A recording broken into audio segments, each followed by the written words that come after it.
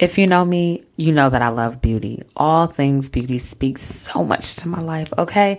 And as I get my life, I am also getting a new skincare routine. Yes. And I'm doing it with Motzi Skincare, formerly known as Motzi Couture. Motzi Skincare is a US-based Black-owned vegan skincare line, and the products are incredible. I'm trying 2 of them right now, and when I tell you I'm getting my life, I am incorporating vitamin C as well as a charcoal mask into my routine. And let me tell you something. Sis is flawless. Look, if you are ready to freshen up your skincare products and get a new routine, incorporate things into your regimen, I would suggest you try Motzi Skincare. And you can get a luxury routine for an affordable price. Look, I cannot stop raving about the products, and people are asking me what I'm wearing, and I'm telling them it's Motzi. So do yourself a favor and visit motzicouture.com. That's MOTSI couture.com. Check out the CC serum with vitamin C, the charcoal mask, and the other incredible products they have available. Be sure to tell them that Lydia sent you from the Get My Life tour. If I could describe the Get My Life tour in one word, it would be vulnerability. Showing up for yourself is so important. Welcome to the Get My Life tour. I'm your host, Lydia T. Blanco.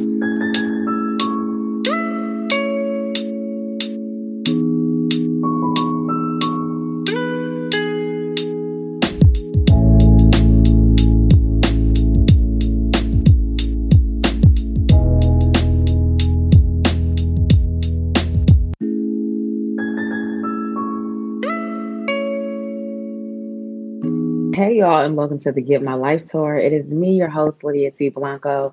And as always, I am enthusiastic about you taking the time to show up for yourself. Welcome to the Get My Life tour. If this is your first time tuning in, I'm so glad that you are here. I hope that you have a ball. This is all about you getting what you need. If you have tuned in time and time again, thank you for being consistent. Thank you for being committed to yourself. I'm so glad that you are here. I am beyond excited for today's guest in our conversation. She is someone who I have followed online on Twitter. Her tweets were so thought-provoking. And I had the opportunity to meet her and learn more about her. And we had all these dope conversations on train rides back to Harlem. It was lit. So help me in welcoming Miss Brittney S. Oliver to the Get My Life tour. Welcome, Brittney. Hi, Lydia. Thank you so much for having me. I did a nice little chuckle thinking about those train rides. Life as media professionals in New York, it goes down on the trains. Don't let the train ride be longer than 3 stops, because after that, we are officially in this together. Oh my gosh. Okay, so before I continue, let me start by giving them a little bit of background on you, Brittney. So Brittney Oliver is professional based in the greater Nashville with expertise in public relations, marketing communications, writing, event and content management, and social media strategy. Brittney lives in New York for 7 years, where I actually met her. And she is also the creator, oh my goodness, of Lemons to Lemonade. If you know about this, you love it. L2L is the way to go. Her expertise in PR has gained client placements in US Today, ABC News, Chicago Tribune, Black Enterprise, and more. She is also a contributor for a variety of publications, and you may have read her work in Vogue, Time, Essence, Revolt, Business Insider, and Fast Company. Now, this is a little bit about her professional background, and I'm so excited that she is here because her story is incredible, right? I appreciate being able to present her accolades to you, but when you learn more about her story, I think you will be able to draw her closer into your heart. So help me welcome Brittney Oliver again to the Get My Life tour. I feel like I'm doing a round of applause. Yay! You are so dope. And I hope that I tell you this enough Thank you. when we have our conversations. You are so welcome. But, in your own words, who is Brittney S. Oliver? Um, when I just like think about who I am and my journey, I just see resilience in like big flashing letters. Just someone who just keeps going, and they don't give up, until life happens, and they reflect and they think about things. And we're going to talk about that later on why I said until, not giving up until, Right. because there's lessons, there's signs that tell you to pivot. So, but that's what I think, just resilience. And that's what I hope that I give off when I meet people or encounter people or tell my story, that you can be resilient. There's ways to pivot when plan A doesn't work out for you. And you can realize what you want for yourself. And it just comes in different ways. And so, that's what I hope people see. But I'm a only child. um, I moved back home with my parents to do a reset in my life. And, yeah, I'm looking forward to just hopping into that story.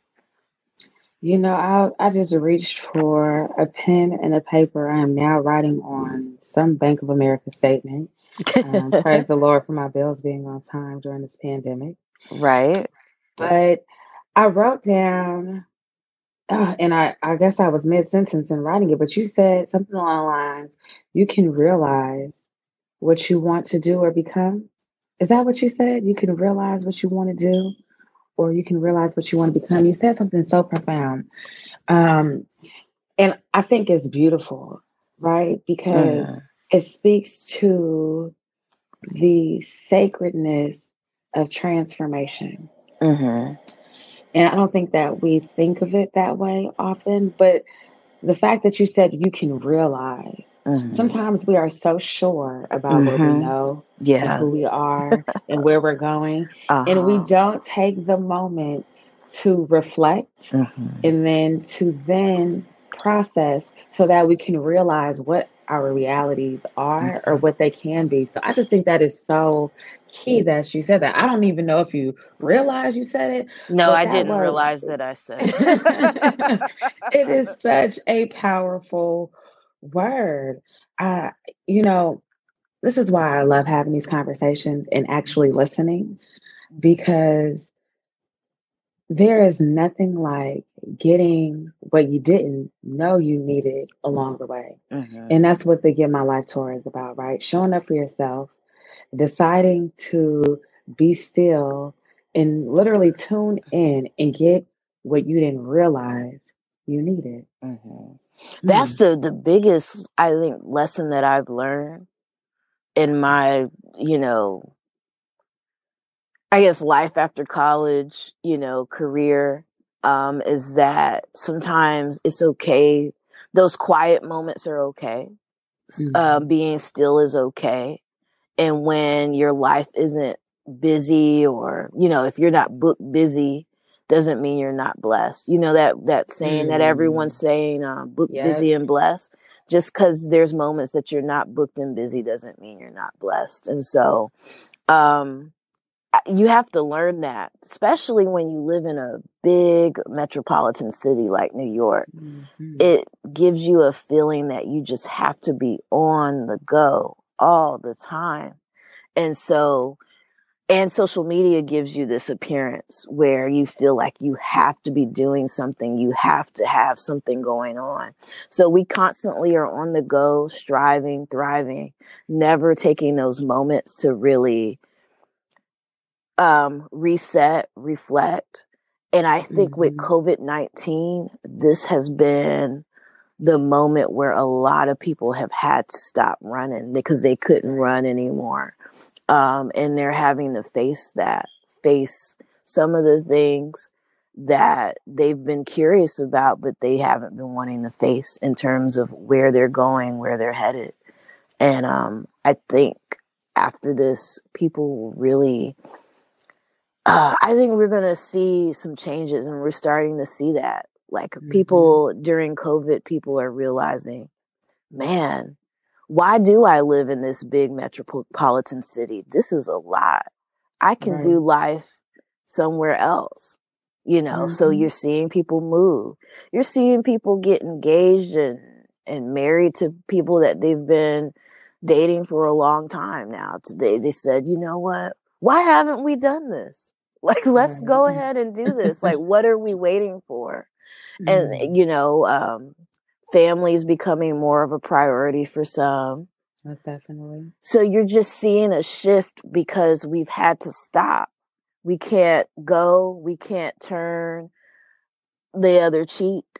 We're having to really like reflect on what's happening in our lives. You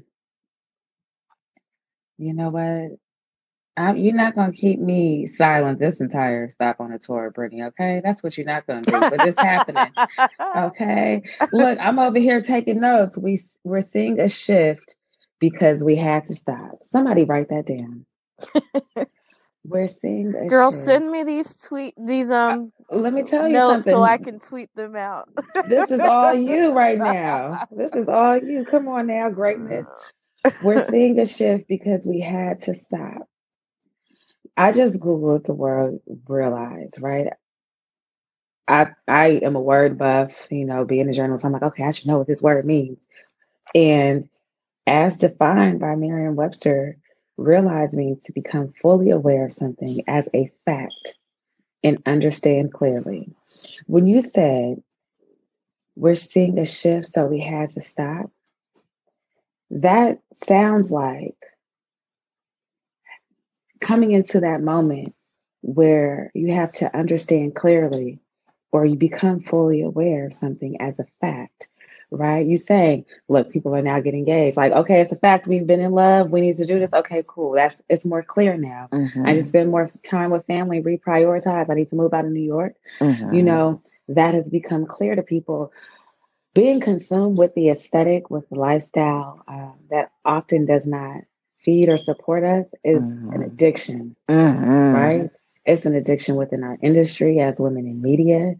It is an addiction as Black women who have to be strong and successful. You see, my have to was kind of condescending because no one is, you know, society is requiring that of us, and we think we have to be that all the time. But that is one of the many things that I appreciate this pandemic for, that shift that you are mentioning, right? And we experience so many shifts in our lives, be it personally or professionally.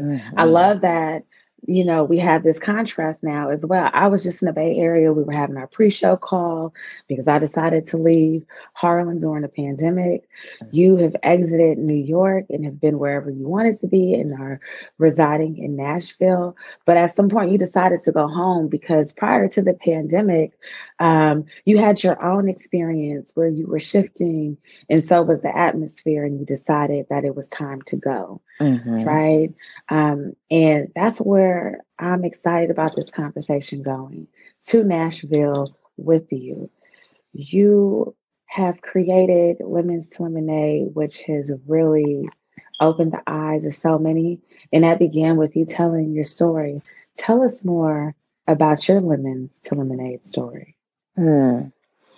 So,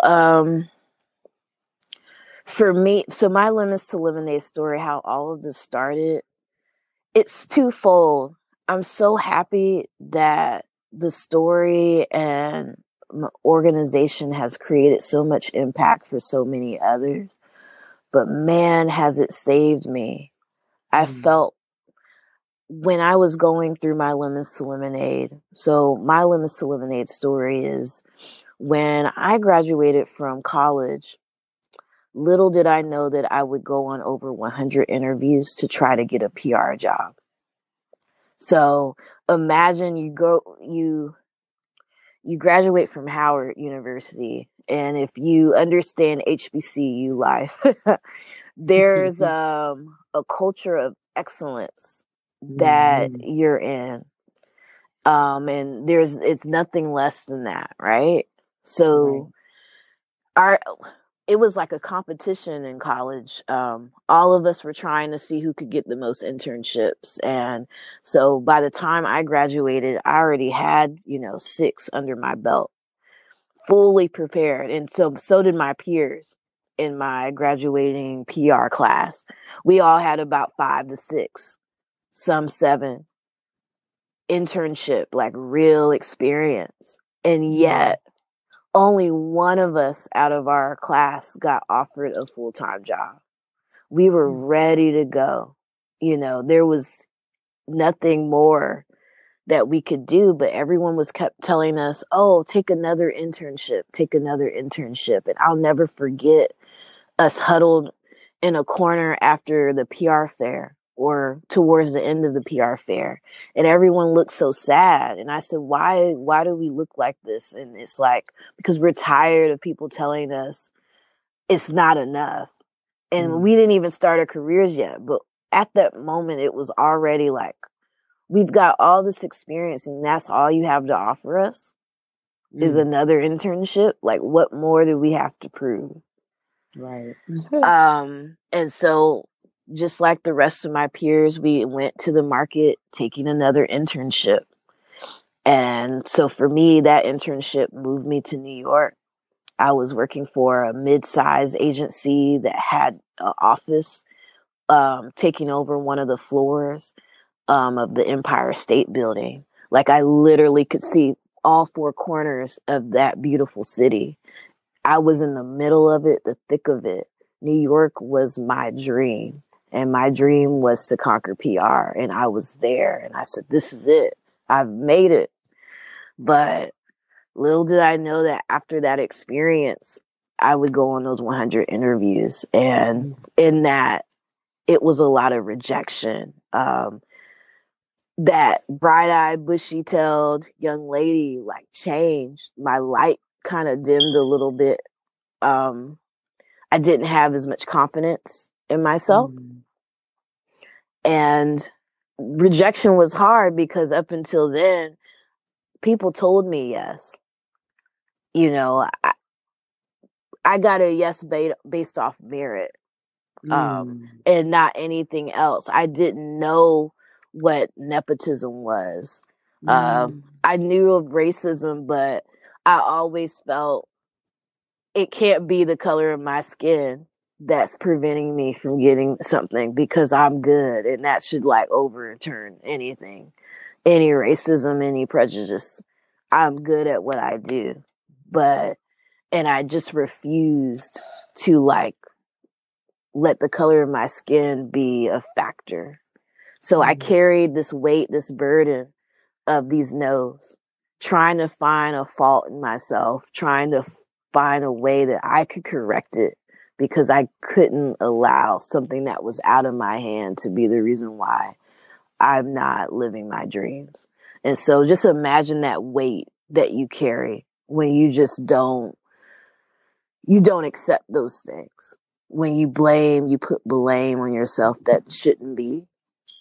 It took a while for me to let go of that. So here I am just struggling, trying to get where I want to go. So, but in that, I realized those 100 no's, I had to use that for my power. I had to turn that into a power to fuel me instead of to succumbing to that. I also had to turn those no's into that's 100 times they missed out on me. Not, you know what I mean? You have Let to them know you're reframe that. legit. You missed out on all this. Like, not that I missed out on you. I also had to learn through, job search is that it's mutually beneficial. in your job search. Not only are you looking for a job that's a good fit for you, when they're looking to see if you're a good fit for them, but you have to look to make sure it's a good fit for you. Right. And, you know, I used to hear those things. Well, we thought you were great, but you're just not a cultural fit. And I never knew what that meant. I just was like, what is this? What does that mean? Because when I came to the interview and I looked around, everyone was white. In New York City, everyone in that PR agency was white except a few.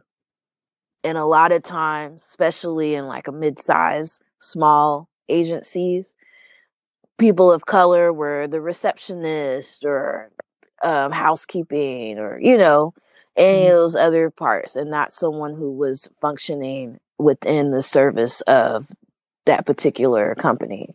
You know, people are often surprised by how segregated New York is. Now, somebody tuned in probably be like, what? It is so diverse. Yeah. But when you enter Corporate these world. corporate spaces, my goodness, it is mind blowing. You know, in 2016, I had no idea that I would be the only Black woman on my team at NBC and one of two within the entire division. I was like, whoa. And the other guy was skin folk. I was like, yo, my brother, you got locks. I can't even rely on you. Okay, cool. I guess it's just aesthetic. But, you know, it's so real. You know, I love that you realize, right? Let's just stick with that word, that you've come to realize that you were the get. That's one of the things that I have written down on the wall. I am the get. So much of our journeys as ambitious women, excuse me, revolve around our careers. But there's so much to be learned in between the gaps of each application, right? There's so much that I've learned about myself as I apply, as I look for, you know, the right cultural fit, and as I interview other people who think that they're interviewing me, right? Tell us more about the actual platform Lemons to Lemonade, because I don't want that to get lost, because your story is so great, and I want people to have more insight on what it is that you're doing. I feel like you've made this great lemonade have a variety of flavors now. You're in production and distribution is booming and you're making a killing, right? This is how I think of your lemonade. I just want everybody to try it. So come get some. But tell us about Lemons Lemonade. I believe, did I not meet you at your event? I want to say I met you at your event, or did we meet at Google? We met somewhere. I can't remember where it was officially offline. I don't know either. I know it was through Natasha though. Yes, it was. But I don't know. Shoot. She Maybe it was was on at my the. panel, but Yes, we okay. had met before that. We did. Dang. Okay. Look, shout outs to New York in the industry for all those great connections.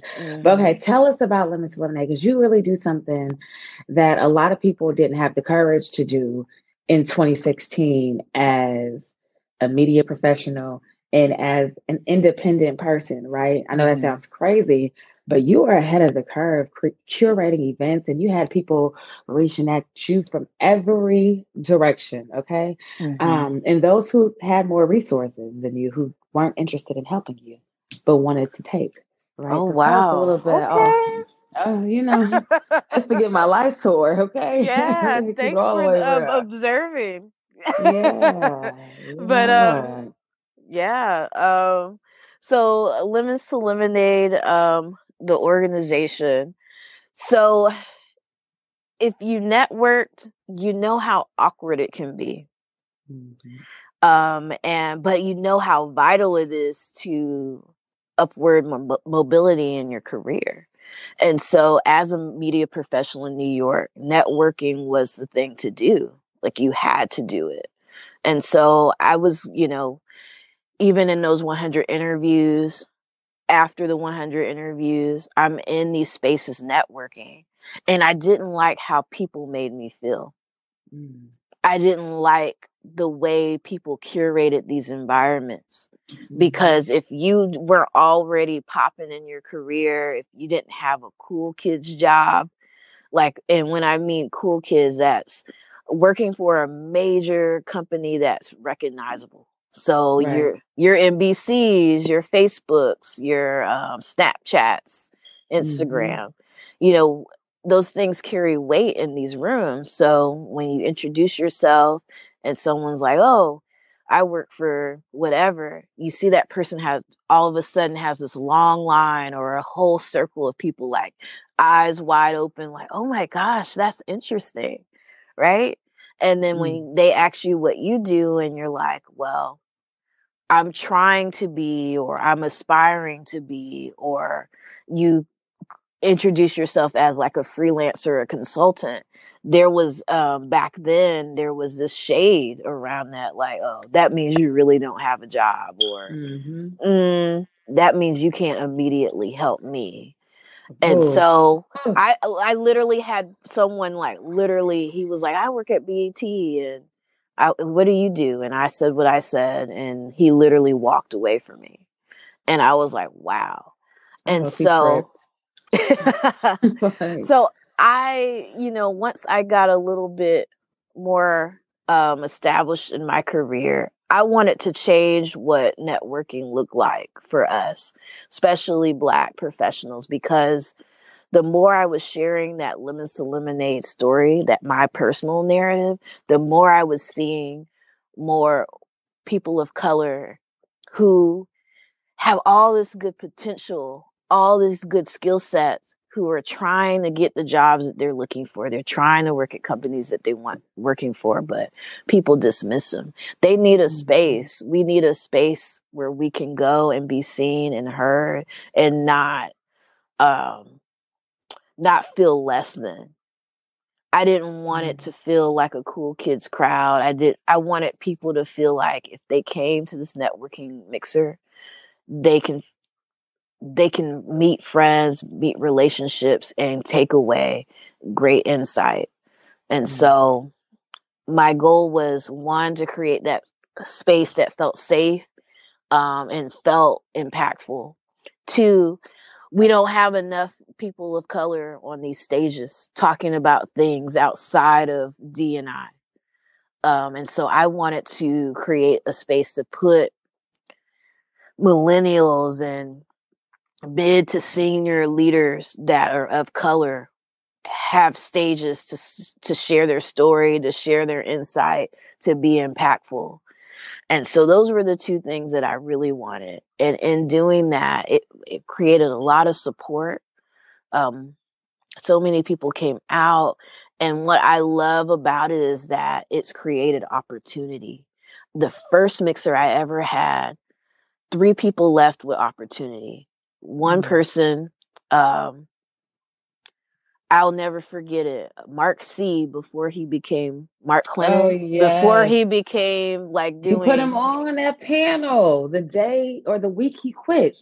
No, but let's take it back. My first one in May 2016, he hadn't had a paid gig for his photography.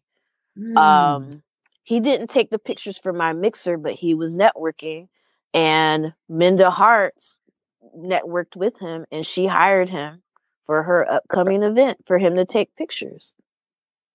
Wow. Yeah. And look at That him is something. now. I That know. I happened remember at he took L to L. yeah, and he took Natasha's portfolio photos. Watching his growth is just mind blowing. I'm rooting for him Me from too. every angle. And I just love to know that you also saw something in him in his infancy stages, right? I remember sitting next to his wife and, being, on that front row, supporting Natasha and her husband, and you creating that experience for people. See, this is the thing. We can't just call people center stage when we think they add value to us. We have to be willing to say, hey, come to the front. Yes, you, right? There's something about being called on when you have something to offer, but you don't think anybody is watching you, but you get that moment to be called to the stage. I like to think that's what the Get My Life tour is. And it's something that we have to do more of in our everyday lives. You didn't wait for Mark to become Mark Clennon, the creative, the photographer, this, that, and the third. Right? You said, no, I see you. Come here. Come to the front because you've had that experience. And I think it goes beyond rejection, right? A lot of our experiences really hit us at our core and they make us question ourselves. But I think it's to fuel that moment of realization and so that we can actualize who we are, right? You've made some great lemonade, like I said before, but you've also had these Get My Life moments, right? The 100 no's, people, sleeping on you, quite frankly, okay, sleeping at the lemonade stand. Like, why did you even get in line? Okay. Or not Those wanting to pay 10 cents for it. Exactly. They want a free cup. Right. It's like, but you know what? You've been able to add tax over the years. And, I alluded to it, but you've had people who didn't want to pay 10 cents get in line or stay in line and then ask you for your recipe. Like, wow, where did we do that at? But it's a thing. It just goes to say that we have to support one another, right? Support is really key to our success, collaboration, and being able to take the time we need to really be great. At some point you were like, look, Brittney out, like Obama out, because New York wasn't where you decided you wanted to continue to grow.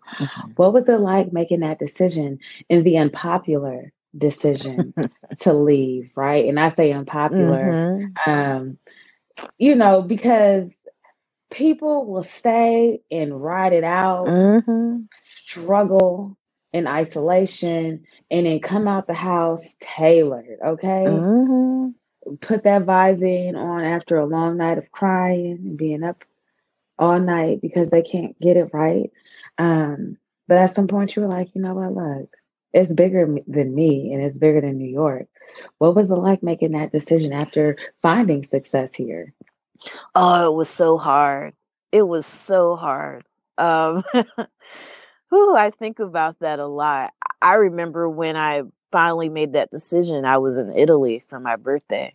That was the first major trip out. Well, I've gone out of the country. I went to a couple of islands, but I had never really gone across the pond. And I went with Travel New Orleans and I saved my little coins to go. But it was a struggle to even pay for that. But I went and I just looked up at those stars on that wherever we were staying. There was like a patio and I was like, this is amazing. And I can't keep living my life the way I've been living it. I'll be 30 soon. I think I turned 29 that day.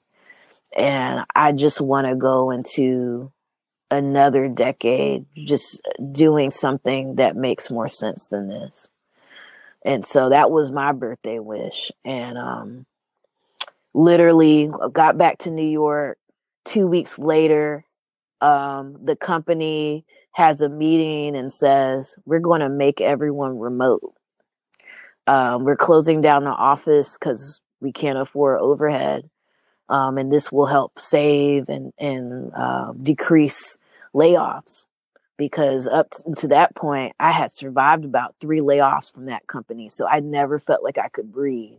I never felt like I was stable. I always had one foot in, one foot out. And that's a horrible way to have a career. To have a job is to just never know when it's your turn.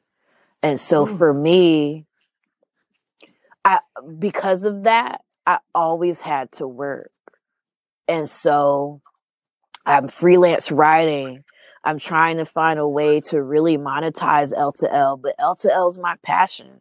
Like I was doing all of that as I had to come out of pocket sometime, but I didn't really want to have to charge anyone because I understood what that was like can't afford to pay for something, you know, but you really need those resources.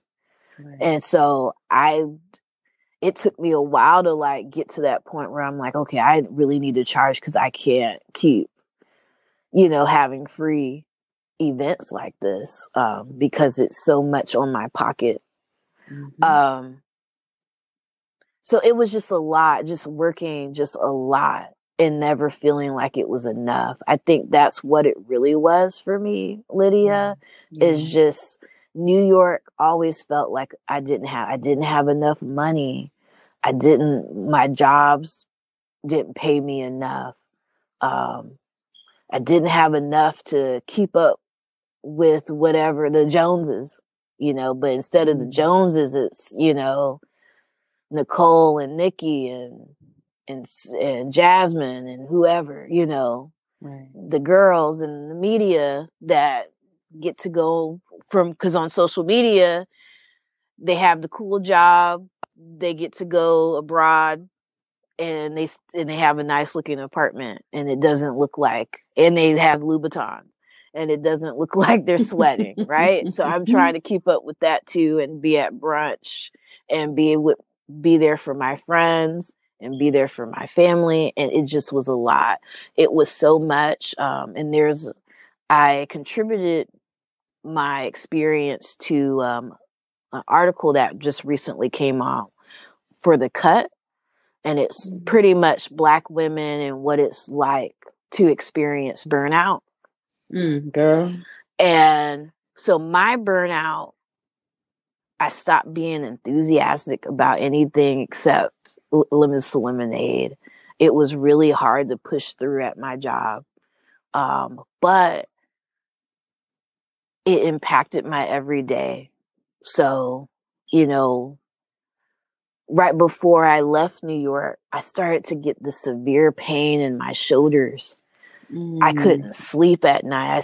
I developed sleep paralysis from the stress. And my mom said the old people call it the old hag because if you've ever experienced it, because you may not know you've ever had it, but it's when your whole body feels like it's asleep, but your mind wakes up. And it feels like there's a presence in your room or your home, like they're lingering over you. And you want to scream, you want to get up, but you can't. Like you can't even move your mouth. You can't, like it's like your body is just stiff. And it feels like a dream, but it's totally real. And I would have them. I got so stressed out about things that there was a time where I was having them like at least 3 times a week, you know? So you can't sleep because once you do wake up, you're like, oh, I don't want to go through that again, you know? Right. Then the sharp pain was happening and I didn't know what it was. And I could barely sit in my desk sometimes. I'm like swishing around. I'm wearing a brace around my wrist because my hands are hurting. My wrist is hurting. So I'm like, what in the world? And all of this is happening. And burnout, my hair is graying. Girl, like I was aging, ended up getting arthritis. Then I have the sleep paralysis. Like it was just too much. Like it was impeding on my health so rapidly. And you'll start to hear a lot of Black women talk about it. It's something that happens, especially when you hit 30 and you've just been on the go like that and stress. Honey. Stuff is coming out of us like crazy now. The toxins are releasing. And this is why I am so grateful for this downtime. And I want to be as intentional as possible about respecting this time, right? And holding it sacred. Girl, you are preaching to the choir. I am one of those Black women. That's why I went on tour initially. The physical therapy, actual therapy, and a chiropractor.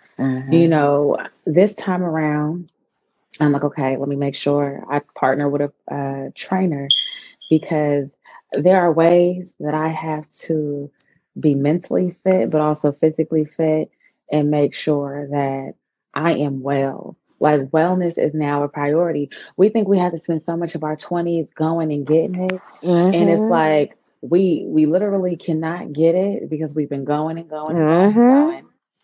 And then that burnout is real. Mm-hmm. And it's like, I don't know how many times we think we have to experience that and then talk about learning from the experience and go right through it again. Mm-hmm. Because Yep. there's something so attractive about burning out before we get it. I don't Mm-hmm. know what it is. I I heard don't this woman know. speak. She's so dope. And she talked about I got it syndrome. Her name is Elaine Fluker. I may be pronouncing her name incorrectly, but heard her speak at LinkedIn during Transform Her, and she talked about I got it syndrome. And she was like, "We struggle with it, Black women. I got it. Oh, I got it. Don't worry, I got it." She said she Mm. had just came from Atlanta, and she was carrying her bag, Mm-hmm. and it was heavy, and there was this beautiful Black man, and he asked her, like, do you need help? Because he saw she was struggling with the bag. And she was also rushing. And she was like mesmerized by his beauty. Beauty. But then Mm-hmm. she said, I got it. And Oh. he kept going. I was Oh. like, oh, sis missed out on But babe think and about opportunity it. to have her bag carried. Think about it. We probably do it All the time. I got all the it. Oh, I time. got it. Yeah. I'm I t- might I'm have tired. done that to a nice looking man. Girl, I'm tired of having it. I don't want it. No, Help. take You know my what I'm saying? bag. I'm Take like, it. I'm literally like asking for help now. It's a You know what I'm lot. saying? And also, I wanted to mention our reproductive systems too, especially for Black women. That pressure, they say, like, we're getting fibroids earlier and earlier. And later on in life, we're going to want those families. Right. And fibroids can be the very thing that disrupts that for us. So it's just like, not only is it's wellness all around, and Right. we've got to manage and balance that earlier than we are. Mm-hmm. You know, Because when we are ready for those moments, when we say that we're ready to settle down and these things don't matter anymore, then all of that toxic things that happen to us just come out, mm-hmm. and they affect those things that we're It's so trying to true. get.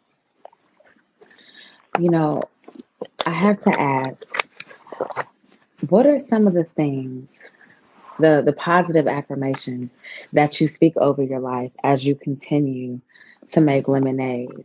You've overcome so much. And I can only imagine that positive self talk is something that you really have to implement. Ooh. Um, Mm-hmm. what are some of those things that keep you going that you say to yourself? Well, this is one that I've started even when I was in New York, even in the beginning, and I still carry it to this day, is I'm a warrior with the warrior spirit. And I heard Pastor Mike from First Come on, Corinthians Pastor Mike. Yes. say that. And I think that was my first time visiting that church. And that's what he said. And I Mm, ran home and I wrote it down. I put it at my wall, right in, like at my apartment door. And every time I walked out of the door, I'd see it, that message that I'm equipped. I have everything. God has equipped me with everything I need to get yes. through this day, to get through this life, to get through moments. I have everything that I need. And I love that. I love that reminder Mm, that he has equipped me with everything that I need to get where I need to go. And I hope everyone remembers that yes. you are already equipped for this. Mm. You know, oh, I am just so grateful. I'm smiling right now because I'm so grateful for where you are, Thank you. right? I know we've had our conversations and we follow one another closely and we root for one another, but it is so heartwarming to know that you are in a place where you can live You can love, right? And in the words of, Mm-hmm. First Corinthians, um, and Pastor Mike, you can serve as well. Serve yourself. Serve Mm-hmm. others, even in a place of of lack. You found a way to give to others as you did what you needed to do to fill yourself up. Right? Mm-hmm. That's lemons to lemonade, right? Like I got Mm-hmm. these lemons, I got enough for all of us. Come get some. Mm-hmm. And now you're in Nashville. And I like to say you're killing it, right? Mm-hmm. Because you're where, you're close to where you want to be. You're where you want to be. You're there. Like, Mm-hmm. there's so much that we go through and we're not able to seize the moment because we're too focused on getting there, right? And not the through process. Mm-hmm. But I'm so excited for you. I really am. Thank you, Lydia. I'm excited for you too, and what's next. Thanks. It's been a journey, but like you said, when I made that decision, I remember telling you too. I remember we were at that taco spot near your home, and Mm-hmm. I told you that I was going to go ahead and leave. And I waited to the last minute to tell a lot of my friends and family that I was leaving because I didn't want anyone to persuade me otherwise. Mm. But I think the appeal of Tennessee for me was that there's just so much. It's booming. So many companies are coming here. The a tech hub is forming here, Yeah. and there's a lot of people that I grew up with who never left. And I watched them on Facebook, and it's something I admire. I used to like shade them when I was younger, like you could do more for yourself. And I remember in college realize again that what someone decides for themselves isn't wrong. We make our own decisions. And so how someone chooses to live their life isn't the wrong way to live it all the time. It's what's best for them. It's what they wanted. So, you know, being someone who wants to have kids young or be married really young, that's not a horrible thing that's not the worst thing that can happen. But I remember being 18 and thinking that was dumb. Like, why would you do that? Mm. Mm. But I look at them and their families and what they've built for themselves. They own home and they just aren't as stressed as I am. You know Mm-hmm. what I mean? Like they Right. look like I know a picture for me, a picture said 1,000 words. I know sometimes pictures don't tell the whole story, but I genuinely believe that they are truly happy, a lot of them, and where they are. And one day I looked and I was like, look at them. They just so happy and peaceful. Their skin is popping. Like, you know, It's real. yeah, I might need to slow my roll. Like I don't have to do this. I don't have to keep going like this. I can really live anywhere and do what I want to do. And so that's what I did with that remote that gave me permission to do that. And my goal, grow L to L in other cities because, the South has something to say. Right. And smaller markets like the Nashvilles and St. Louis and New Orleans and whatever. These markets have thriving, growing the Charlotte's Black professionals, Yes, it's very Memphis, true. but they don't get the same attention, the same opportunities that are available in the New Yorks, the LAs, and Atlanta. Mm-hmm. I see big corporations doing these tours. Like for example, I think Chase did something with Essence Yeah, yep. and they Mm-hmm. list all the different places. And I had a conversation with someone there and I said, well, why you've got Charlotte, you've got Memphis, you've got Nashville. Why didn't y'all go there? You've got Houston, Right. Dallas, oh, well, we've got it. And I'm like, we always go to those. There's these little small hubs of people who need and want to hear from other Black women. They want to hear from the Black women in the big cities.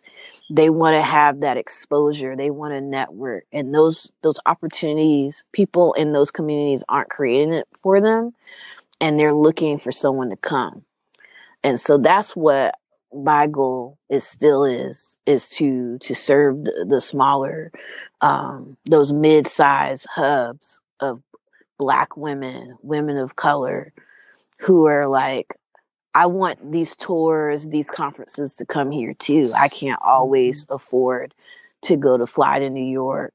If it's a drive away, I'll drive. Literally in Nashville, I've had people come from Cincinnati to my mixers, from Memphis, from Alabama, from Mississippi, just so that they can hear from other Black women and or experience L to L because they've seen what it's been in New York and other places. And that just literally, I cried when one of the women told me how far she came. That meant so much to me. Now look how far you've come. There's beauty in going home. Sometimes we have to be sent home and live simply. Simplify our lives, and slow down. I don't know why we are. Right. That's how we sound. I can only imagine what we look like to the Most High. Okay, crazy, just foolishness. But we do it all the time. I am just so glad that you are where you are and you're being a resource to so many and you're building community. That's what it's about.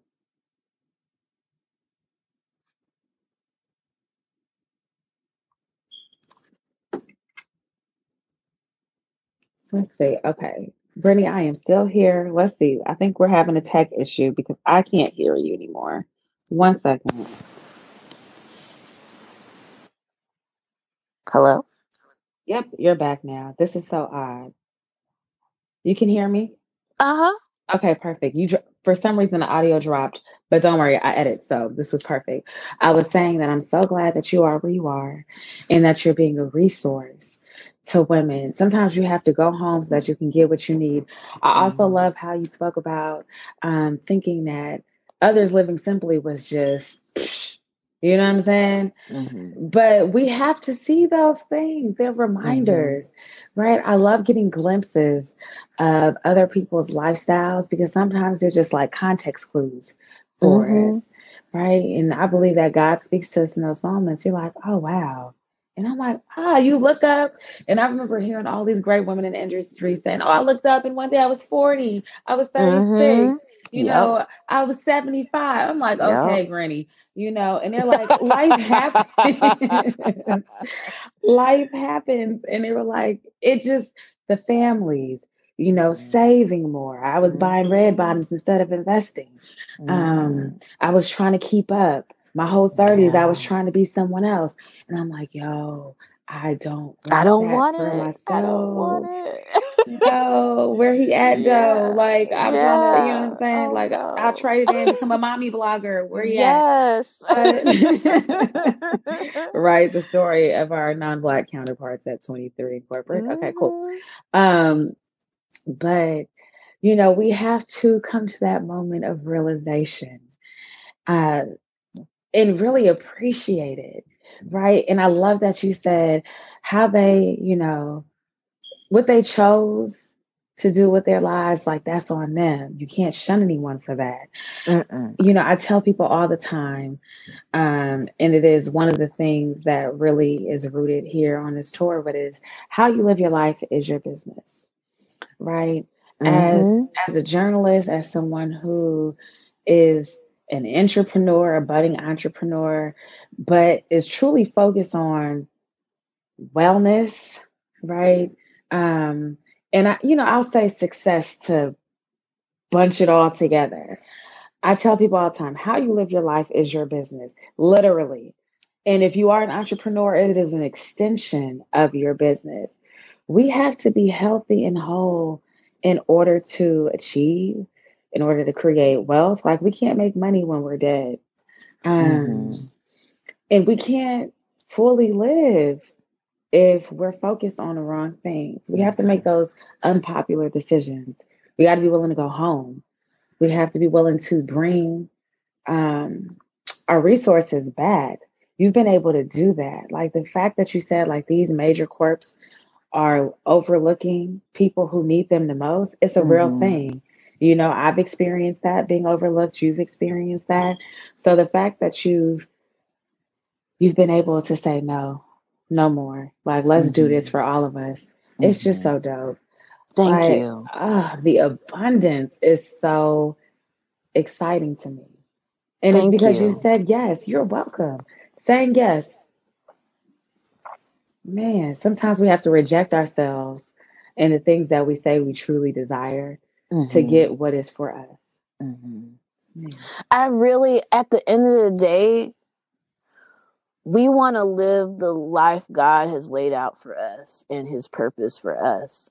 It's not about what we want. And if we could just pray about it and lean into that, you're doing what you're supposed to do. And that's literally, it can be as simple as ambitious as it's supposed to be.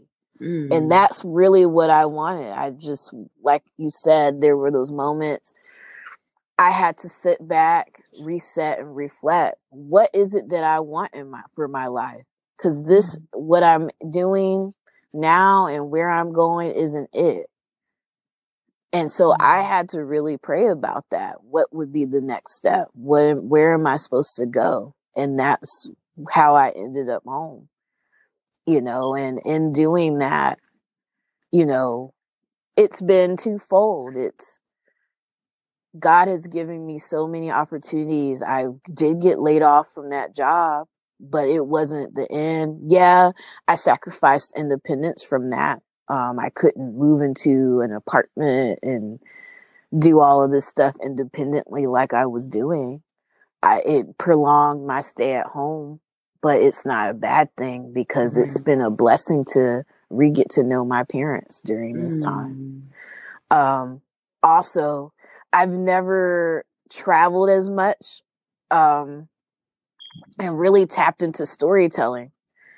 And so the last 2 years, it was literally like every month an opportunity came my way to go somewhere, take a trip, whether it was a press trip or for L to L.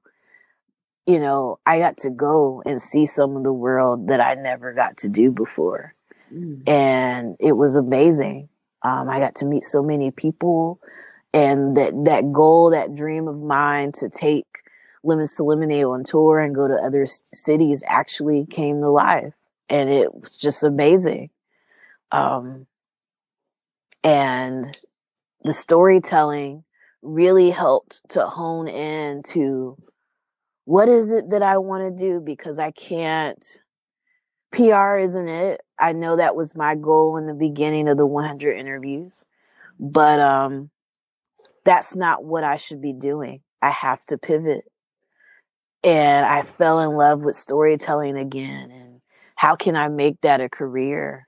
And so in that, I still went on the job search, still getting rejected for the last 2 years.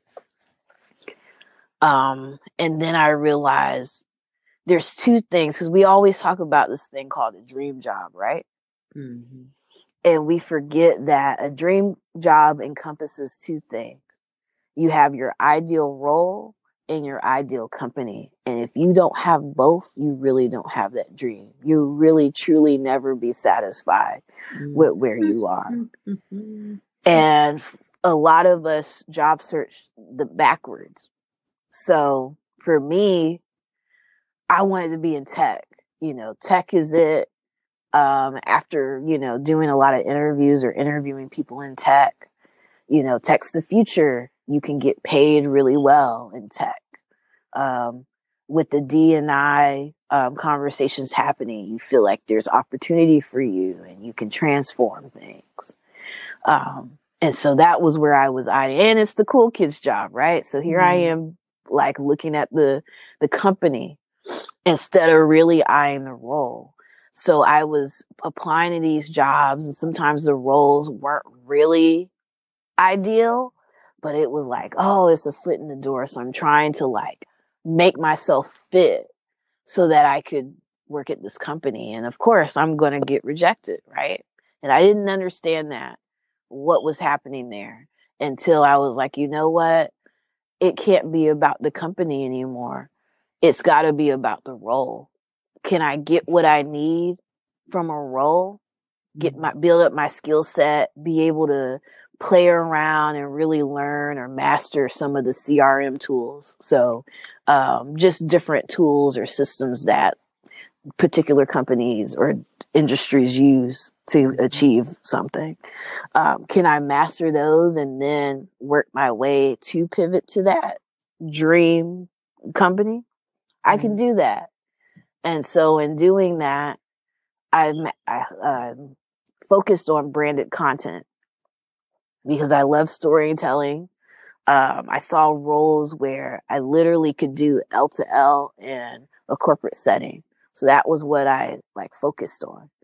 And then finally in May 2020, I was offered a role, to do branded content. And it's been during the pandemic, and it's just May 2018, I was laid off from my last job. And May 2020, I was offered a role. And I just,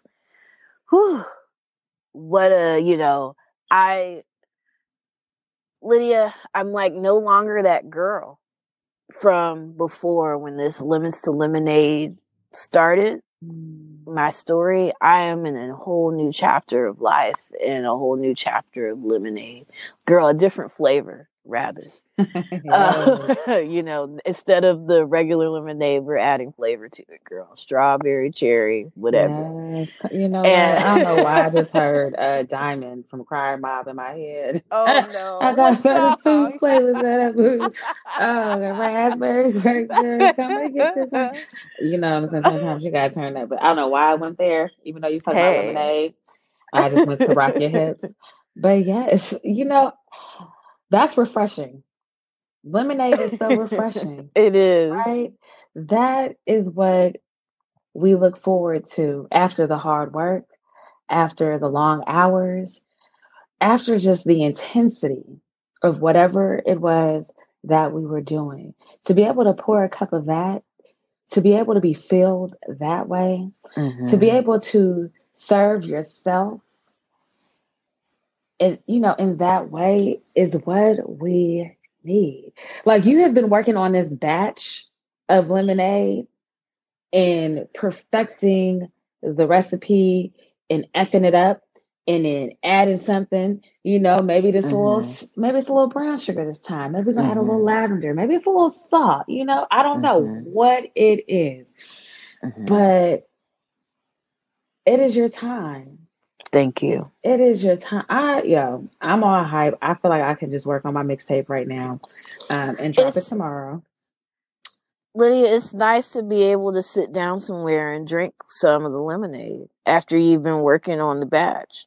Man. Like it's like the little red hen. You've been like working on this bread. You asked all these people to help. They're like, no.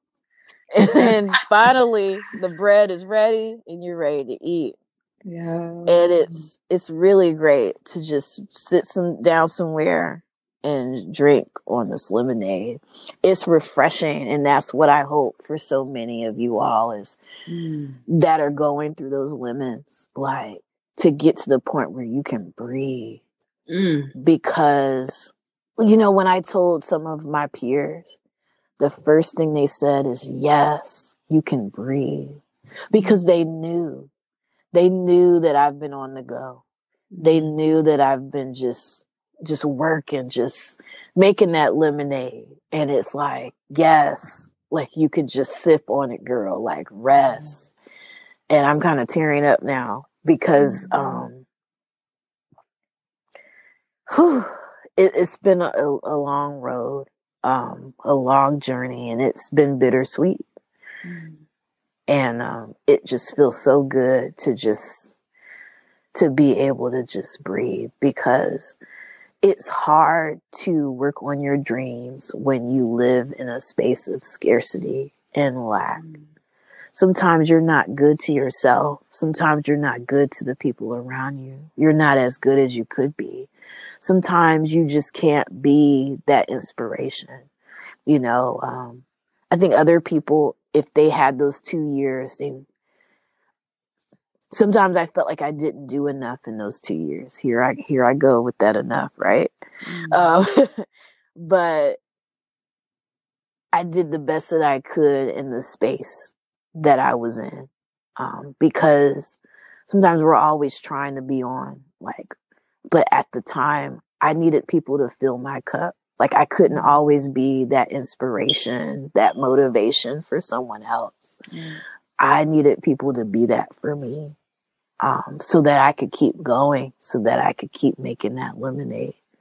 I couldn't be the one who always gave that for someone else. And I hated that. I felt bad about that. But they always say you can't be good to others when you're not good to yourself. And so these 2 years, how these kids are taking gap years. Right. I kind of feel like that was the gap. These 2 years were the gap years that I needed to reset. We owe it to ourselves. We owe it to ourselves to take the time that we need to be okay. Right? I often say resting is doing something. I tell people all the time, I have people looking at me like I do drugs on my lunch break when I tell them I'm taking a beat. I need to sit down. I don't think you really understand. Like, highlight reel, it is what it is. But at the end of the day, I need to make sure that Lydia is okay. You have to make sure that Brittney was okay. And that's perfectly fine, because at the end of the day, once you decide to leave your role, it will be filled. Once you decide that you no longer, want to occupy the space that you were in the way you did, there's always somebody willing to take your spot. Unfortunately, if you transition from this side of the earth, there's to be somebody like, oh, I can do it. You got to make sure you're good. Like, I don't know why we think we have to kill ourselves for our dreams. And it was like, well, how are you going to experience it that way? Like, is your heart right? Well, you know where you're going after this? Like, make the most of your time. I'm so glad that you get to breathe. Your head is above water. And you are experiencing that peace. It is something that we all strive for. And I'm so glad that you've been telling your story, that you've helped others tell their story, and that you've been vulnerable, right? It's hard to experience our heart's desires when we're not willing to be vulnerable. And you really doing it, Brittney. Like, I'm like so elated. Girl, you got me emotional here. I'm talking slow, with my hands on my knees. I'm rocking back and forth and taking deep breaths, because it's real. So many people have had similar experiences, and they think they have to be a certain way to get somewhere. They think they have to be in the it crew, that they have to be typecasted in order to shine. And that's not the case. You can very well so be called to do the unpopular thing. And you can be yourself. Popping. Yes. Because what's for you is for you. Right. And when it's your time, it's your time. I know it's so cliche. I know. But it's just so much truth in it. If you could just rest assured in that it's coming.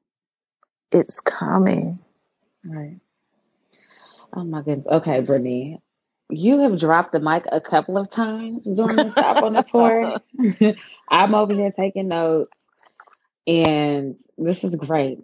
We have come to the point on the tour where it is officially time for you to drop the mic. So go ahead, take a second to pick it up again. Since you've already dropped it, pick up the mic stand because I know you I didn't picked it slap it up. over. Okay, thank you. I'm This getting the equipment is cord expensive, together. Or are right? we Thank you. cordless? Let's We be cordless. cordless. Yeah. Okay, it's 2020. I know it's a pandemic, but we got it. Look, okay. All the way from Nashville, Tennessee. I need you to drop the mic, okay? Take a moment, think about what it is that you want to leave here on the stage with us, but when you are ready, have your way. I'm ready. Protect Right. Black women. Arrest the cops that killed Breonna Taylor. Enough said. Enough said. My goodness. A Black woman, professional Black woman, striving, mid-20s, minding her business, in love, loved, and afterthought for many in the judicial system. This isn't a game anymore. They need to be arrested. I call, I tweet.